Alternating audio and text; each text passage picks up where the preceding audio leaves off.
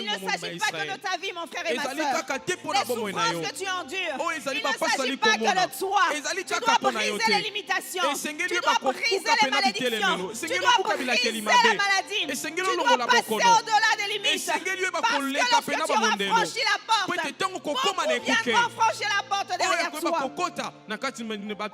Je prie et je confesse que parce que tu vas garder la foi, que parce que tu crois que Dieu est puissant, que la situation dans laquelle tu es en train de passer, quel que soit le nom de cette situation, Dieu permet que tu puisses être celle et celui qui va ouvrir la porte de la guérison de plusieurs, de la libération de plusieurs, du salut de plusieurs. Parce que Dieu vise notre salut. Dieu vise le salut des nations au travers de ta vie. Amen. Amen. Dieu vise le salut des nations au travers de ta vie.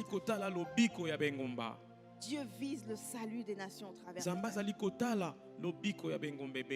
Et lorsque tu as la foi, Dieu ne t'abandonne pas. C'est pour ça que Jésus a dit, j'ai prié pour que ta foi, que tu ne perdes pas la foi. Parce que tant que tu auras la foi, tu pourras me donner accès à ta vie. Tant que tu auras la foi, tu pourras me laisser la porte ouverte pour que je vienne agir, pour que je vienne te secourir dans chaque problème. Tant que tu auras la foi, tu pourras me permettre de passer par toi pour bénir ce monde. Tu ne dois pas perdre ta foi. Je dis ça parce que je vois et je crois que le cœur de Dieu sait.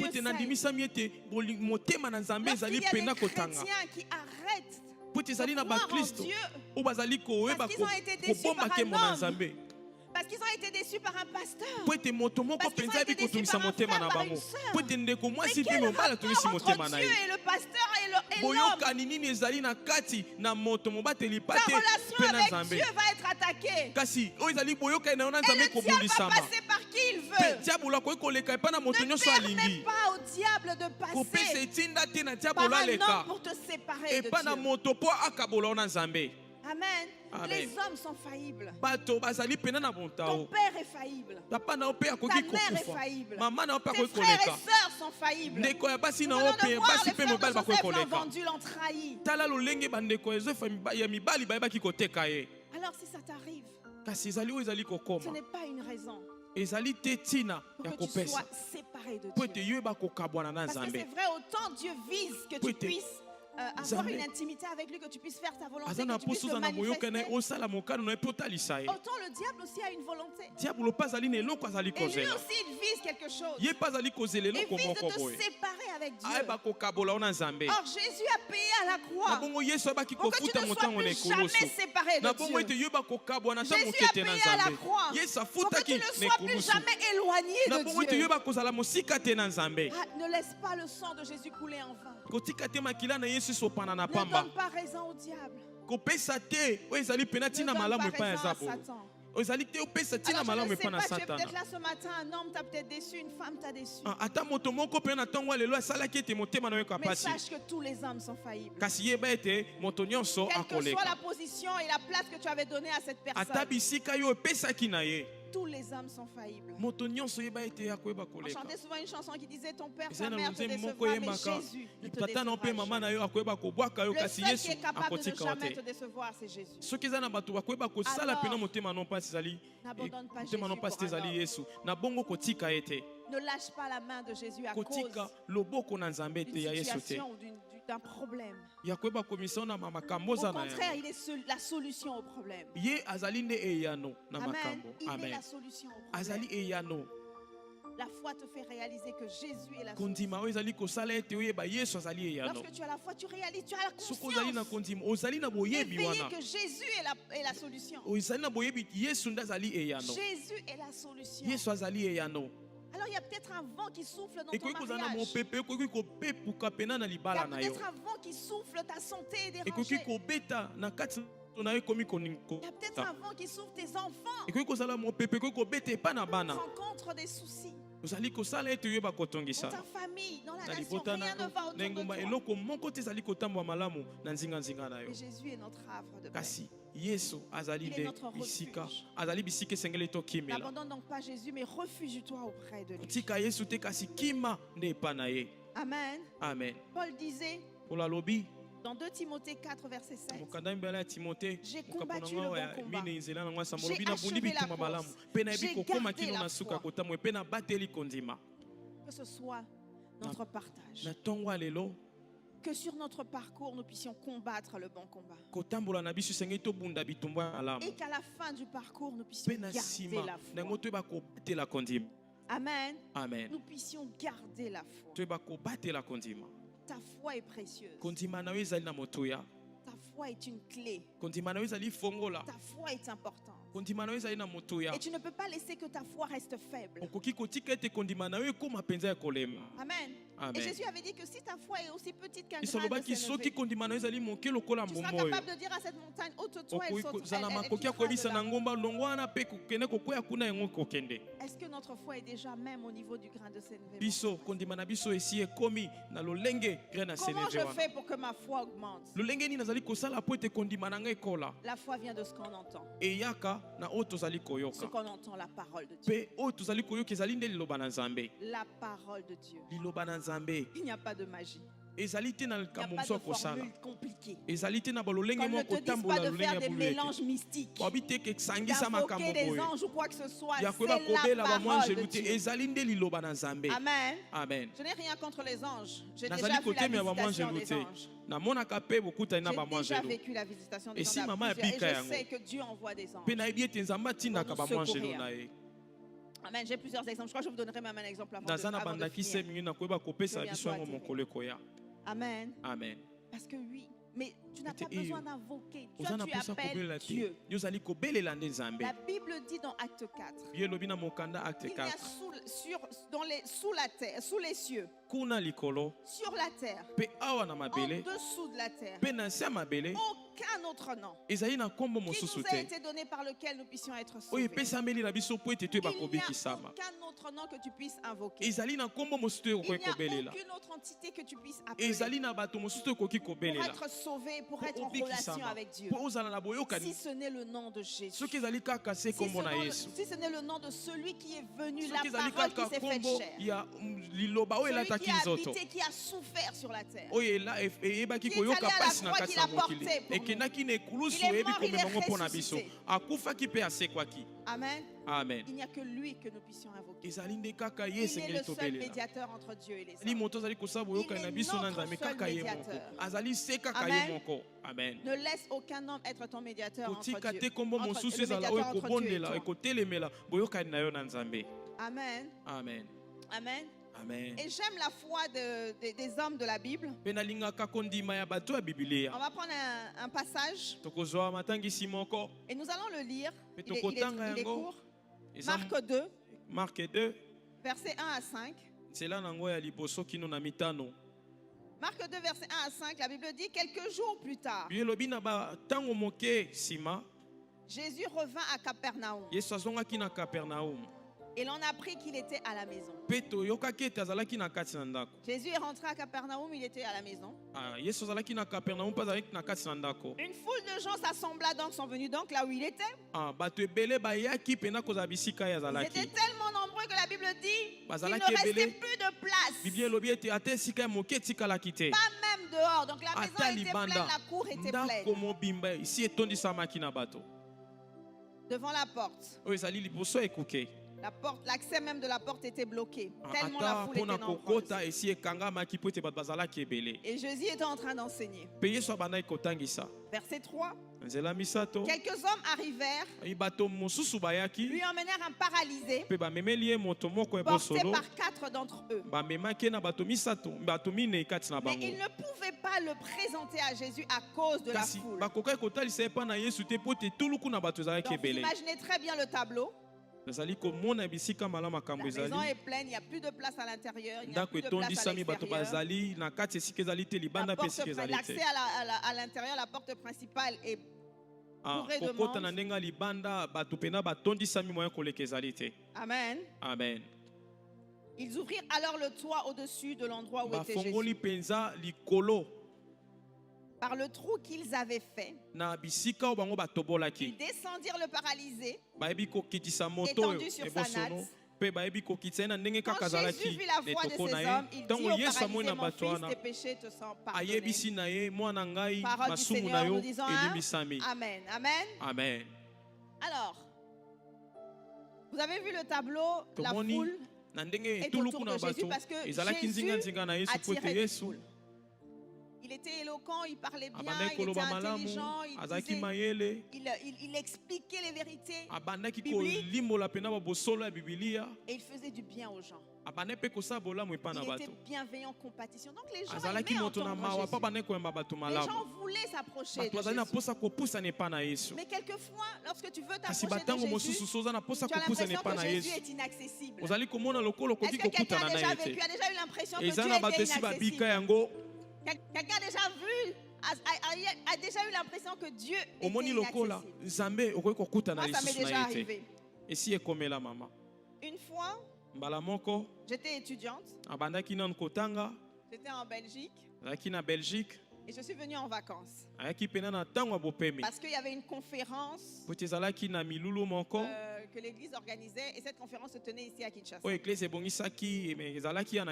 venu, une délégation, comme on va partir en délégation à Brazzaville bientôt. Et on a fait la conférence, tout s'est très bien passé. La puissance de Dieu, la parole de Dieu. On a vécu les miracles et prodiges. Bien rempli de la parole. Je me suis dit, c'est bien, je repars pour une nouvelle année scolaire. Donc, je me suis dit, je repars à Amen. Amen. Sauf que mon passeport expirait. Donc, quand je venais, je savais que mon passeport était en train d'expirer. Donc, je disais, c'est une bonne occasion de partir à la convention. Et ensuite, de pouvoir... comment on appelle ça? Renouveler mon passeport. Alors, quand on a fini la convention, je fais les démarches pour renouveler le passeport.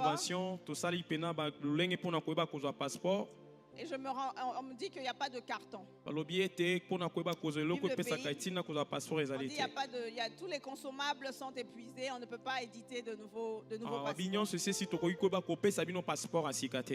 Donc on commence, vous savez comment ça se passe, donc on commence à rentrer dans les bureaux, on rentre à gauche, on rentre à droite, on va voir le directeur du cabinet d'un tel, on va voir le ministre un tel, je suis même jusqu'à aller voir celui qui signe les passeports. Parce qu'il y avait une maman qui m'aidait, qui me facilitait. Et le gars m'a dit, ok, je signe ton passeport demain. Demain rien. Après demain, rien. Une semaine, un mois, le temps passait. Et j'avais un deadline. J'étais étudiante, j'avais un visa, un titre de séjour à renouveler. Et donc je devais rentrer avant une certaine date. Sinon je ne pourrais pas renouveler mon titre de séjour d'étudiant. Donc la panique commençait à monter. Les choses commençaient à se corser, à devenir compliquées. Je vous assure, on est tellement rentré dans les bureaux de tout le monde que j'avais l'impression que tout le monde connaissait mon histoire. Et je pense qu'il y avait des gens qui disaient, oh la pauvre, elle va être bloquée ici. Elle ne va pas pouvoir repartir. Et comme j'ai eu beaucoup de promesses et aucune concrétisation, un jour la maman qui m'aidait à faire les démarches m'a dit, écoute ma fille, c'est pour ça que c'est important d'avoir des mardochés dans votre vie. Lorsque tu fais un projet important, si tu dois associer des gens, associe des personnes avisées. Amen. Associe des personnes affermies, aguerries qui peuvent t'aider à trouver la solution. Et cette maman m'a regardé vraiment avec compassion. Et elle m'a dit, ma fille, je crois que tu es réclamée. Parce que cette situation ici, je n'ai jamais vécu. Comme je vous dis, le monsieur qui signe les passeports avait promis. Après quelques semaines, il n'était plus accessible. Amen. Les situations se compliquent. Lorsque le monde se réclame, les situations se compliquent. Amen. Les tempêtes se lèvent. Et Jésus est la solution. Dis à ton frère, Jésus est la solution. Alors cette maman m'a dit, il faut vraiment que tu pries. Et c'est vrai qu'il y a des situations, les gens peuvent s'associer avec toi en prière. Et c'est toi qui dois vraiment prier. Amen. Et quand elle m'a dit ça, ça m'a réveillé. Comme Esther a été réveillée par la parole de Mardoché, j'ai été réveillée par cette parole. Et je suis rentrée en prière. Déterminée que la situation ne pouvait pas me bloquer. Que je n'allais pas être rattrapée par les réclamations. Et je vous assure, j'ai prié. Je crois que je suis rentrée dans une chaîne de prière de 6h à midi non-stop. La Bible dit que la prière du juste a une grande efficacité. Amen. Donc il y a des moments où il faut vraiment être déterminé. Daniel avait prié. Amen. Il a tenu 21 jours. Dieu avait pourtant déjà donné la résolution au problème. Et la Bible nous dit que les rois de Perse étaient opposés. Et quelquefois, pour que ta bénédiction arrive à tes mains, les rois de Perse peuvent s'opposer. Alléluia. Et ce jour-là, j'ai tellement prié. Lorsque tu rentres dans la prière, c'est pour ça que j'ai dit, lis la parole, médite la parole et prie. Parce que la révélation, la solution vient toujours au travers de la parole. Je me rappelle que pendant que je priais, j'ai entendu une voix qui m'a dit, nous allons tourner la situation. Texto, j'ai vraiment entendu, nous allons contourner la situation. Et j'ai continué à prier et j'ai reçu ce passage de Marc 2. Je suis allée dans la Bible. Et j'ai lu cette situation que nous venons de lire. Les amis qui ont ramené le paralytique et qui sont passés par le toit parce que la porte d'entrée n'était pas accessible. Et sur cette parole, j'ai prié. Amen. Parce que tu dois apprendre à prier sur la parole de Dieu. La Bible dit qu'il veille sur sa parole pour l'accomplir. Lorsqu'il dit quelque chose, il le fait. Et j'avais la conviction que c'est Dieu qui m'avait donné cette parole. Je ne pouvais pas l'avoir pensé par moi-même. Le Saint-Esprit rappelle à ton esprit tout ce qui est enfui que Dieu a posé déjà avant. Amen. Et tu as besoin du Saint-Esprit. Donc lorsque tu pries, cherche la connexion avec Dieu. C'est vrai que je dis que j'ai prié longtemps. J'ai prié au moins 6 heures non-stop, je crois. Mais ce n'est pas la quantité qui compte. C'est vraiment la qualité. À un moment donné, tu connectes avec l'Esprit de Dieu et tu sens que ce n'est plus toi qui prie, c'est l'Esprit de Dieu qui prend le relais. Et lorsque l'Esprit de Dieu a pris le relais, il a donné une parole.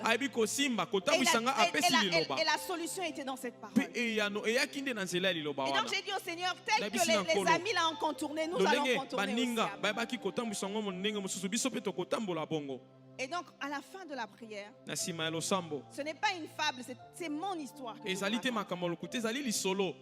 crois que pas 3 heures après, dans l'après-midi, j'ai reçu un coup de fil. Un monsieur qui m'appelle, qui me dit, écoute ma fille, il n'y a toujours pas de carton,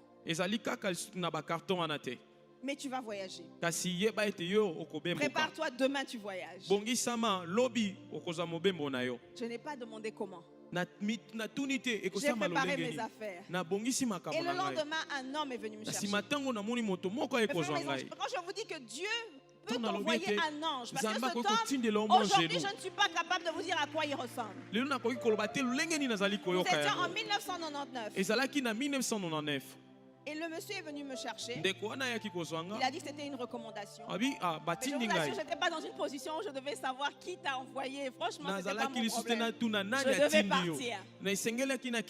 Il est venu me chercher. Il m'a emmené à l'aéroport. Il a fait les formalités. Et à chaque fois, je voyais qu'il était en train de négocier avec les agents de l'aéroport. Et à chaque fois, il expliquait ma situation. Voilà, c'est une étudiante. Elle est venue, elle doit repartir. Son passeport est expiré. Mais elle doit repartir parce qu'elle a un titre de séjour qu'elle doit aller renouveler. Dieu a incliné le cœur de ceux qu'il devait incliner. Et le monsieur m'a mis dans l'avion. Je suis rentré dans l'avion, s'il vous plaît, avec un passeport expiré, une autorisation de monter dans l'avion et mon titre de séjour. savez, quand le monsieur m'emmenait, je le suivais. Vous savez, comme Pierre suivait l'ange, je me sentais comme dans l'histoire de la Bible. Amen. Et c'est lui qui est en train d'ouvrir les portes. Je n'ai rien expliqué à personne. Il parlait pour moi. Et je suis rentrée, je suis arrivée en Belgique. Avec un passeport expiré. C'était une chose impossible. Quand les gens ont su que j'étais partie, je pense que les entités qui étaient en train de me bloquer, de me réclamer, comme les géonies de la prison de Pierre, ont dû sursauter. Ils n'ont pas compris comment cette petite est passée. Et Dieu m'avait dit on va contourner la situation. Et on a contourné la situation. Alors mon frère, ma soeur, je proclame que quelle que soit la situation qui te bloque, quelles que soient les réclamations qui te bloquent, je proclame que tu vas contourner la situation. Tu vas passer au travers des montagnes. Tu vas passer au travers des problèmes. Tu vas passer au travers de la maladie. Et tu ne vas pas mourir. Tu témoigneras la grandeur de Dieu. Tu témoigneras la grandeur de Dieu. Si j'ai pu voyager avec un passeport expiré, tu pourras partir plus loin. Tu pourras aller plus loin. Parce que Dieu va envoyer des anges pour te secourir. Parce que Dieu va mettre sa main sur ta situation. Parce que Dieu va intervenir. Mais il faut que tu aies la foi. La foi de Dieu. La foi inébranlable. La foi qui tient devant les montagnes. La foi qui proclame Dieu. Alléluia. Amen. Est-ce que tu peux te tenir debout? Nous allons prier. Nous allons prier pour que ce Dieu-là, qui nous a dit que nous devons garder la foi, puisse nous aider. Frère, ma soeur, ne sois pas distrait. Recherche la connexion avec l'Esprit maintenant. Si l'Esprit t'a parlé, si Dieu t'a parlé, comme les chrétiens d'Emmaüs disaient, si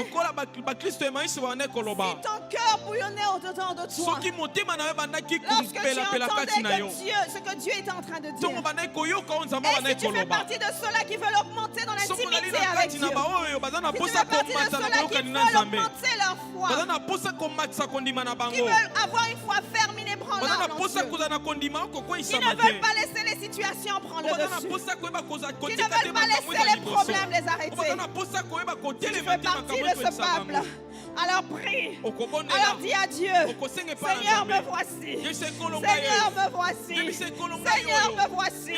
Tu connais la situation, tu connais le problème, tu connais l'environnement, tu connais la saison. Seigneur, je me présente devant toi et je sais que tu es un Dieu qui ne mange jamais. Je sais que tu es un Dieu qui ne mange jamais. Je sais que tu es un Dieu qui ne mange jamais. Tu ne laisses jamais ton peuple dans la confusion. Alors je ne serai pas confus parce que je mets ma foi en toi, parce que je crois en toi, parce que je crois que tu es capable d'agir. Seigneur, agis. Toi le Dieu qui fait des miracles. Fais un miracle dans la vie de mon frère et de ma soeur, dans la vie de celui qui a la foi, dans la vie de celui qui a la foi, dans la vie de celle qui a la foi. Seigneur, fais le miracle. Seigneur, accomplis les prodiges. Seigneur, étends ta main de puissance. Étends ta main qui secourt. Viens secourir ton fils. Viens secourir ta fille. Viens secourir parce que tu es Dieu. Parce que oui, tu as dit que tu veux que tout homme, tous, tels que nous sommes, nous puissions être sauvés. Sauvés, Seigneur.